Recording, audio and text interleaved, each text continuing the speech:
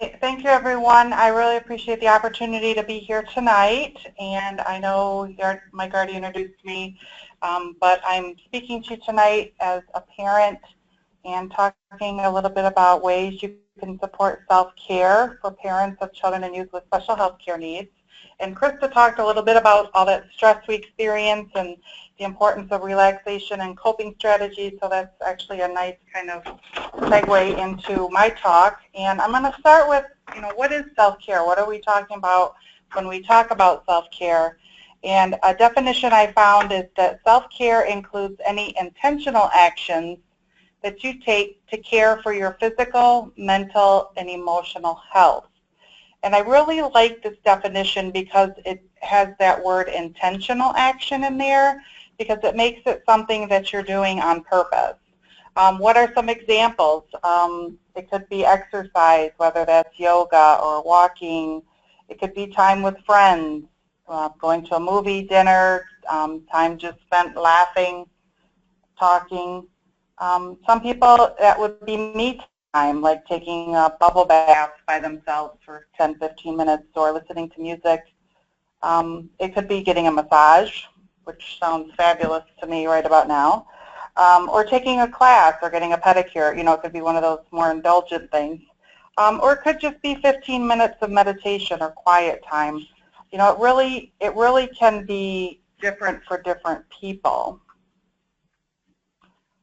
So who needs self-care? Obviously, I'm talking tonight about parents of children with special health care needs, but really this applies to everyone.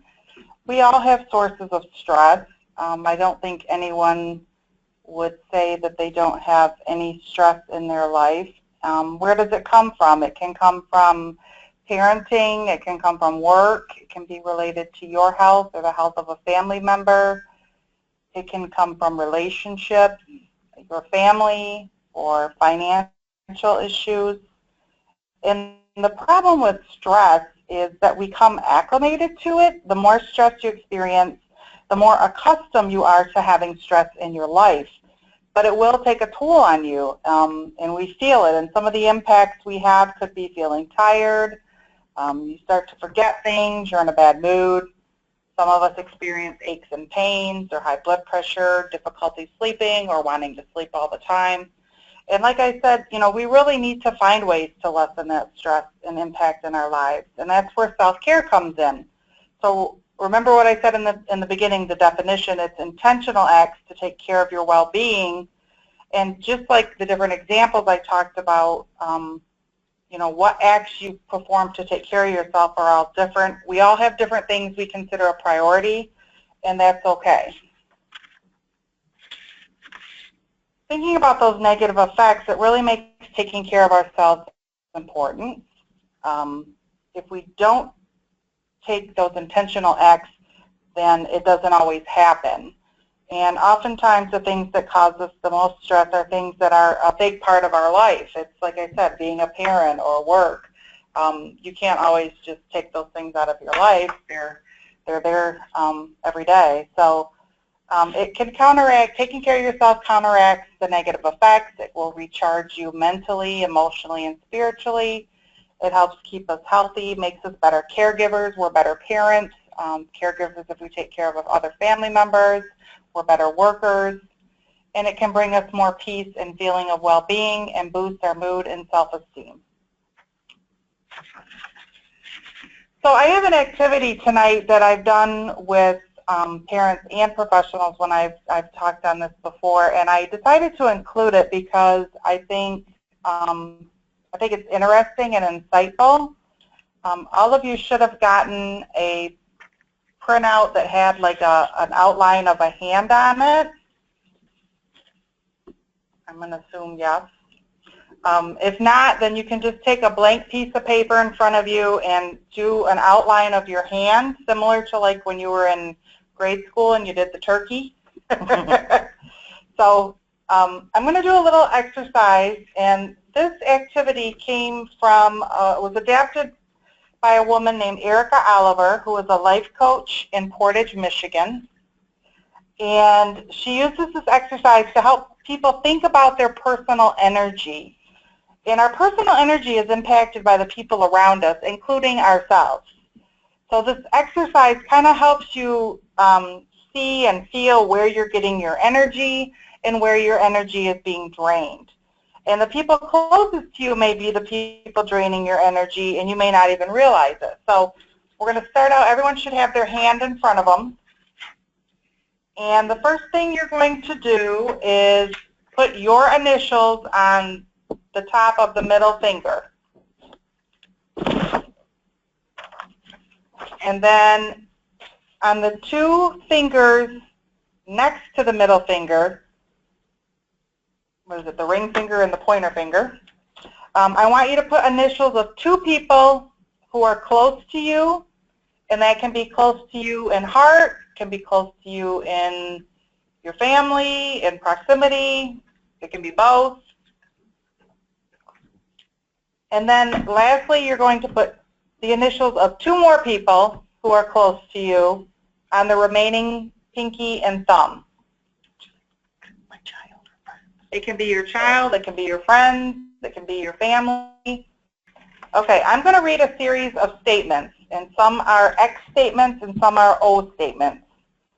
And you're going to put one person, pick one person who fits each statement. If there's more than one, you have to pick just one. And if no one seems to fit, you still have to pick one. So for each statement, you're going to put either an X or an O, depending on which statement it is, for the person that this applies to most. So I'm going to read the X statements first. And for each one person this applies to, you're going to put an X and just one X. So the first X statement is the person who has the same values as you. And don't overthink it.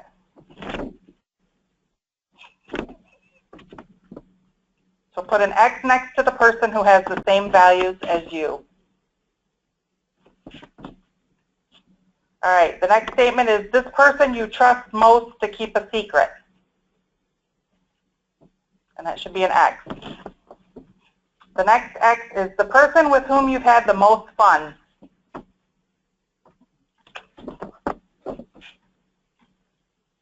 The next X statement is the person you can count on the most.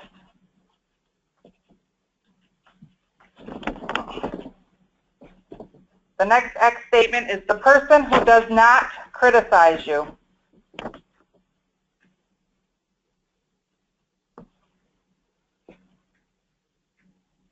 The next X statement is the person you consider to be the most positive.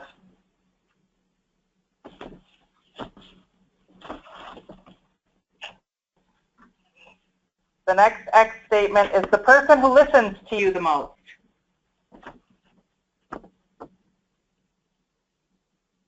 Next X statement is the person who talks the least about other people's problems.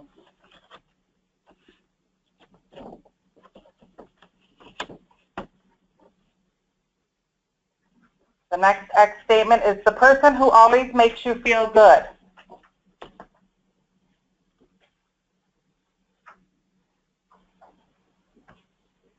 And the last X statement is the person who has the most hopes and dreams. Okay, now I'm going to read the O statements, and you're going to put an O next to the one person that fits the best. You have to pick one person and only one person. So the first one is this person who has the worst health.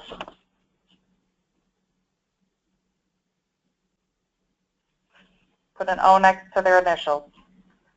Yeah. The next one is the person who is the unhappiest. Put an O next to their name, initials. The next O statement is the person who worries the most.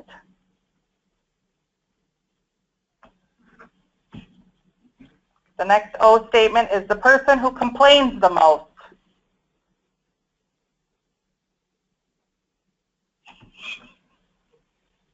The next O statement is the person who gets angry the most often.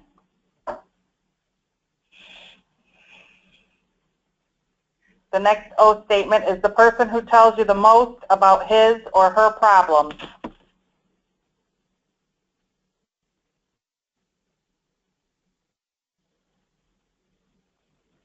The next O statement is the person who has let you down the most.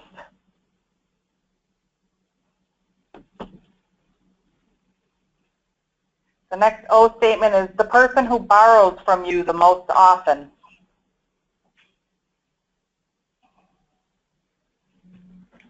The next O statement is the person who most often puts others down.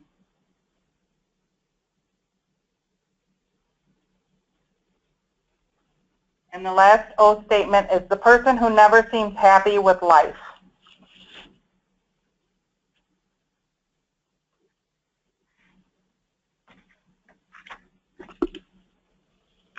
Okay, so take a moment and look at your little hand. And the person with the largest number of X's are giving you energy, and the largest number of O's are taking your energy. So I just want you to consider these questions. Are the marks evenly spread? Did you put X's and O's on the finger representing yourself? And do you have someone who's an energy taker close to you? Why do you give your energy to this person? And how can you arrange your relationship so that you have a healthy flow of energy in and out? So it's just being aware of these things. Sometimes you can't. You may have a person next to you that is a real drain on your energy or really is difficult to deal with, but you can't always get that person. It might be your mother-in-law, it might be your spouse, it might be someone, you know, close to you that you can't necessarily get out of your life, but thinking about how this person impacts you and how you let this person impact you is important. So our personal energy is truly impacted by the people around us, including ourselves. And like I said, the idea of this activity is to really think about the amount of energy you give to yourself. And one way to do this is to practice good self-care. Kristen, did you want anybody to offer their findings from this activity at all, or no? I was going to say, if anybody wants to comment. Could we have a couple people volunteer their results of their activity? I can start with mine, which are very interesting because the most O's went on myself. I'm not sure what that means. If I'm being hard on myself, or if I just think very highly of those around me. But it is very interesting to think about. I had done an activity similar to this some years ago, and I think I feel like I got about the same results. So perhaps I need to practice a little more self-care myself.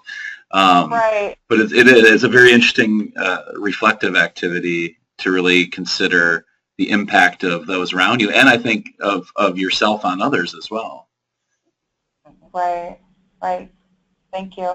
If anybody, I think send this out. I have the actual activity. There's actually 17 X and O statements. I only did 10 for the sake of, I didn't want it to drag on too long. But if anybody is interested in seeing the actual full activity or with another group or something, I can send it out.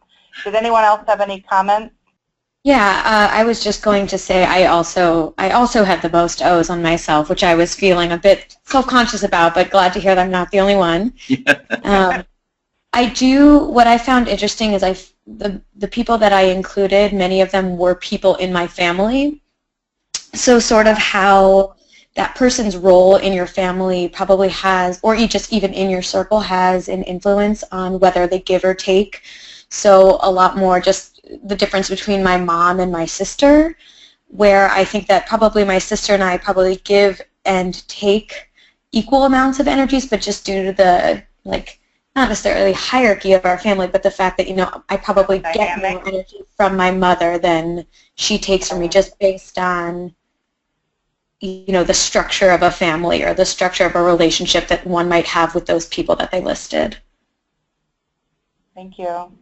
Yeah, it's an interesting activity to do, whether you share it with anybody or not, just to kind of look at who's around you and who's impacting you, and like you said, different relationships have different impacts and weight. One of the things that I found, and I'm going to talk a little bit more about this, but parenting is tough.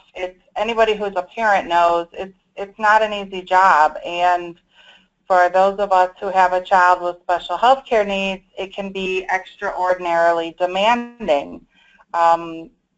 I know for myself, I was a single parent. I had 3 kids, while my youngest, who's now 18, is the one that had special health care needs. All my kids had needs, and sometimes they felt overwhelming. So one of the articles I had looked at or came across was from Disability Scoop, and it talked about how autism moms have stress similar to combat soldiers.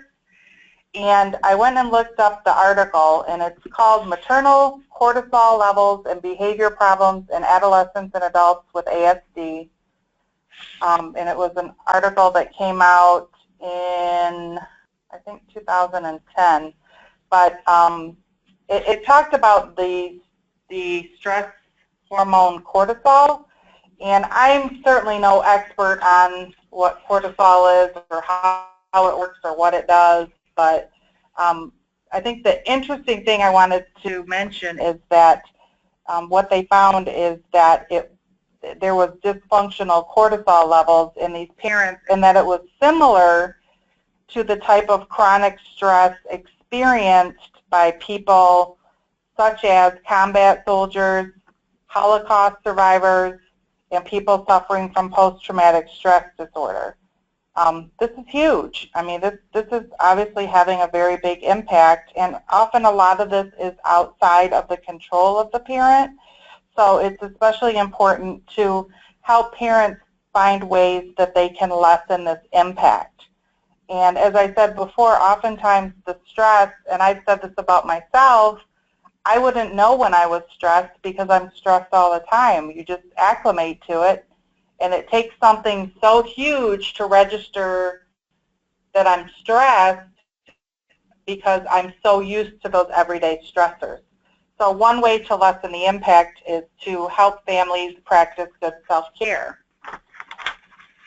The benefits for caregivers, one of the biggest things is it helps prevent against burnout. Burnout is a huge problem. It's very dangerous. It may be, mental, physical, or emotional burnout. And it may include feelings of hopelessness, mood swings, getting upset by things that don't typically upset you. You may get sick more often or get the flu. It may raise your blood pressure, kind of some of those similar things I talked about when I talked about stress, but on a bigger scale. And these all impact your ability to provide care.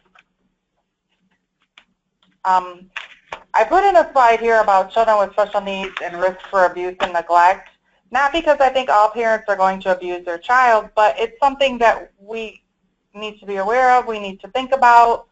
A couple studies, children with disabilities are not specifically identified in crime statistics, but some studies show that rates of abuse are variable, ranging from 22% to as high as 70%, and that children with any type of disability are 3.44 times more likely to be a victim of some type of abuse compared to children without disabilities.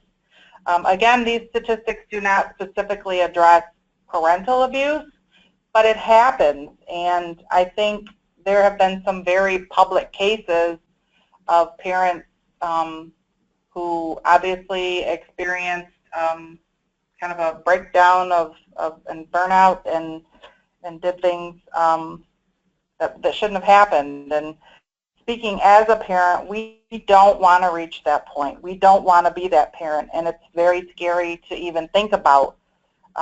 So it's another reason why it is so important to take care of yourself.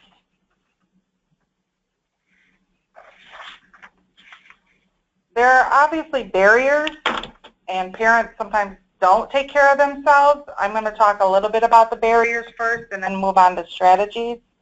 The individual barriers can be first feelings of guilt or depression Oftentimes the children have very high needs, and the parent can feel guilty taking time and energy away from them, or they may just be depressed. It's overwhelming. You have a lot on your plate.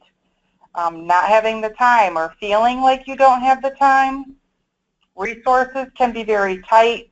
Financial is often impacted. I know for myself, I wasn't always able to work, and if someone told me I needed to go take a yoga class, I probably would have smacked them in the head because I no more have the time, energy, or money to do that.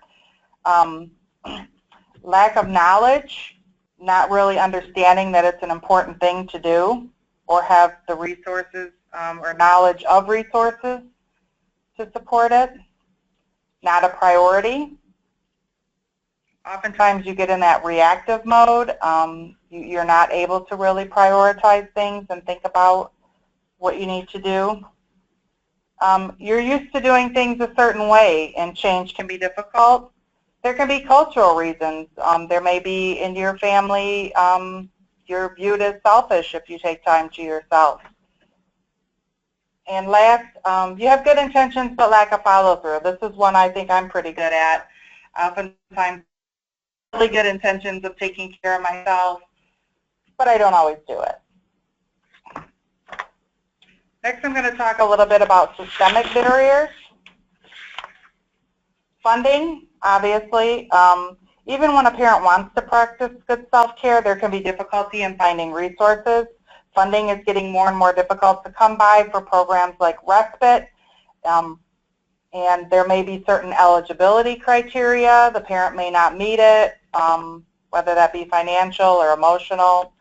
I am a huge believer in respite. I have been lucky enough to have respite as a support service in my life since my daughter was probably about 6. And honestly, I can say it was life-saving. So definitely whenever you can advocate for it or support it, find resources for it, I think it is hugely, hugely important to families.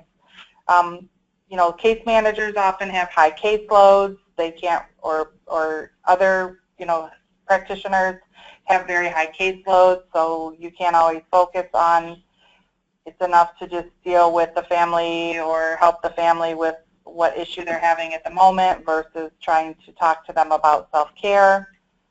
And last but not least, mental health services can be difficult to find or access and have a higher cost. So for families looking for mental health services to support them, that can be a real challenge. So how can you help? And this is really kind of the biggest point of what I wanted to share tonight. You know, people who work with families of children and youth with special health care needs are in a very unique position of being able to help. Part of that reason is because they have a different perspective. Oftentimes when you are, at least in my case, raising my child, I was very caught up in the moment. I put my daughter's needs probably first. It seemed like she always needed something, and I needed someone who could kind of be on the outside and share a different perspective with me. I know Krista talked about this, being able to identify different resources. First and foremost, like I said, for respite. Another might be peer-to-peer support. That can be very important, and I know in my own self-care, having a peer to talk to do fun things with, to kind of help keep me accountable is very important. So linking parents up to that peer-to-peer support can be a very important thing when it comes to getting them to practice self-care. And also helping parents or families to be proactive versus reactive. Oftentimes families get used to being in that, dealing with the emergency of the moment and not planning ahead for other things. So being able to plan with them and talk with them about self-care can be very effective. Last, I'm going to talk a little bit about strategies, and these come from my experience and the experience of my friends and other people I've worked with. But I think first and foremost, one of the biggest things is to talk about it and to keep talking about it. Families really need to hear that self-care is important. And most of you have probably heard that saying about putting the oxygen mask on yourself first when you fly. Parents need to be reminded of this because it goes against their gut instinct to take care of their child, especially if that child has special needs. So if you're telling them it needs to be a priority and you're stressing the importance, then that parent is hearing it from someone else that this is something that they need to do, and it increases their acceptance of the idea. Giving them permission on addressing guilt. Oftentimes, guilt can be a very powerful emotion, and if the parent is feeling guilty about taking time for themselves, they may need to address this, and they may need to address it with therapy. They may need to address it with a professional, but they really need to hear from you, you know, it's okay to take time for yourself. It's important for you to take time for yourself, and that it really benefits their child in the long run.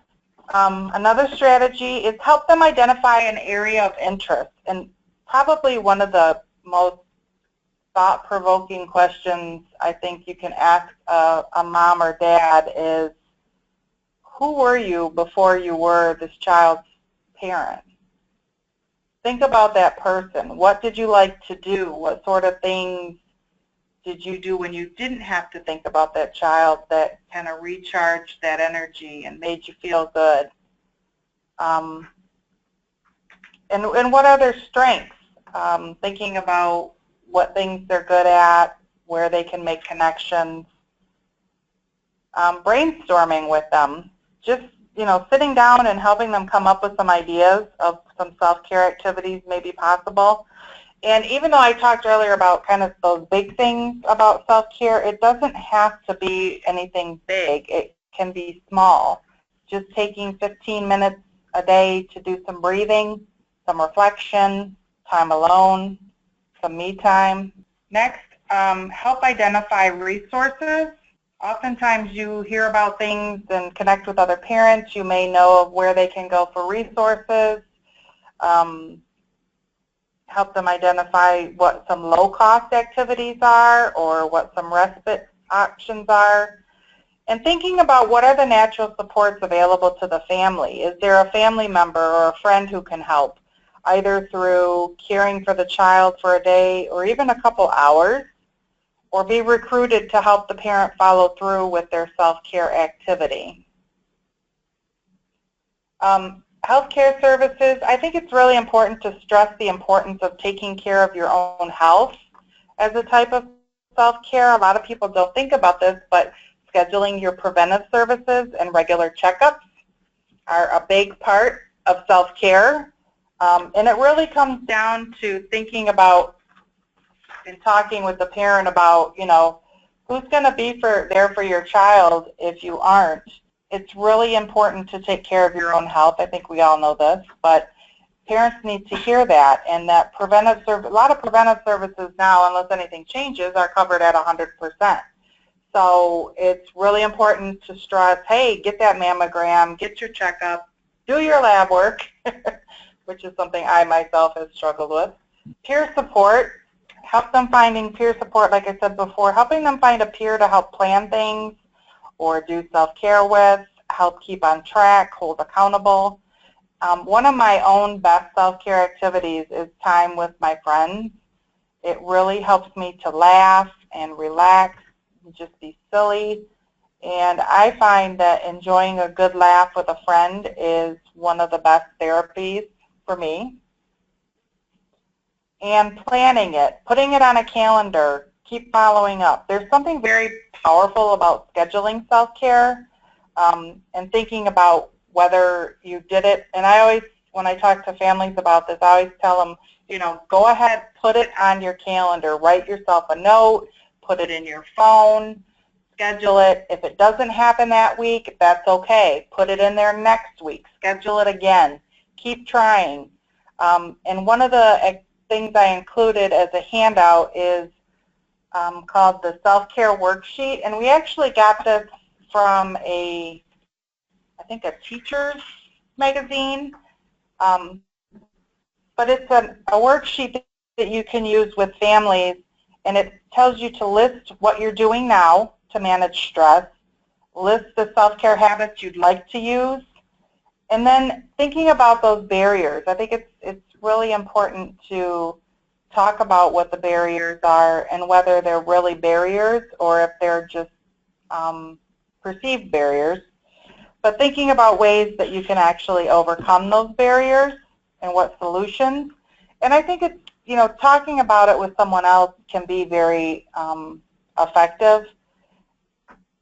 I often find, I can come up with all those excuses in my head, but when I sit down and talk with someone and they say, yeah, but what about this, what about that, it really helps me to think through ways and talk about it to come up with a solution.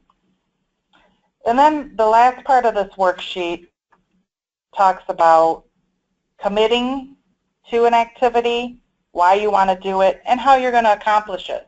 So it gives them an opportunity, and we do this in one of the trainings I do, but I think it's really important to give people a concrete goal and a concrete strategy for doing self-care.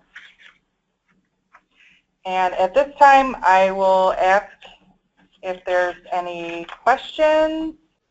Hi, so I've certainly valued everything you've given us so far. I wanted to ask if you could speak for a few seconds just about some tips and strategies for first initiating that conversation with the parent, sort of impressing upon them the importance of self-care, especially with a parent that may be reluctant to hear that. Again, I can speak from my experience. I think that self-care is an idea and a thought that you need to hear. It's a message you need to hear often and several times before it sinks in. So I think it's important early on to identify that, and kind of like I said, that give permission. It's not that the parent really needs your permission to do it, but I think there's something very powerful about introducing the thought of, hey, you need to take care of yourself, and not necessarily expecting it to happen right away. I have been doing this for 18 years, and there's some aspects of self-care I still really struggle with. But I've done, for the Region 4 Genetics Collaborative, we do a training on care coordination, and the last section of the training we talked about self-care. And I can't tell you, I've done 27, almost 30 of these trainings of up to 20, 25 people, and I can't tell you how many people come up to me afterwards and say that is the most important thing they've heard all day. And I think that it's not talked about. I think back to my own experience. I don't think that when I met with my daughter's doctors that anyone ever said, hey, are you taking care of yourself? And I don't think that they necessarily thought about it. But I think introducing the idea and introducing it often is really important. Are there certain things, yeah, absolutely. Are there certain even phrases or things just to begin that conversation? So I'm thinking of, a situation where a parent would come in and you're discussing the child, but noticing that the parent might be able to benefit from some of the self-care, just some of the phrases or things that you could say just to even begin that conversation. I hesitate to really say anything because I feel like that's something that's really going to depend on the parent and kind of their, like for myself, I didn't have a spouse, so, but just, introducing the idea of, what are you doing for support, or what are you doing, are you taking care of yourself? What are some, asking them, what are some things you're doing to take care of you? is one way to open the door, and obviously if they just are blank and look at you like deer in the headlights, that's that's a sign they're probably not doing anything. But, you know, just making it a regular part of checking in with them, maybe offering some resources, asking, you know, if they know what respite is, have they looked into it, asking if they have someone to talk to,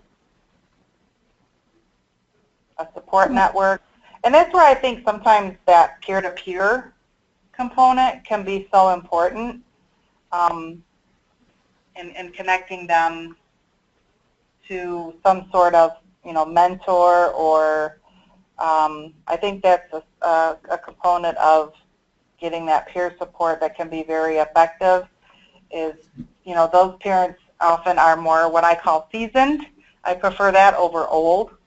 Parents that can offer and help them to think about what you got to do to maintain.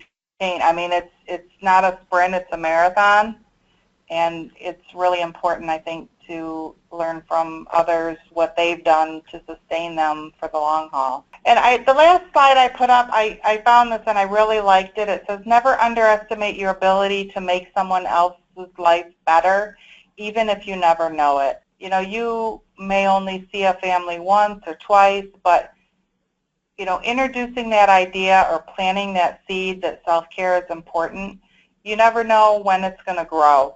And you may have an opportunity to really influence someone's life for the better. So thank you.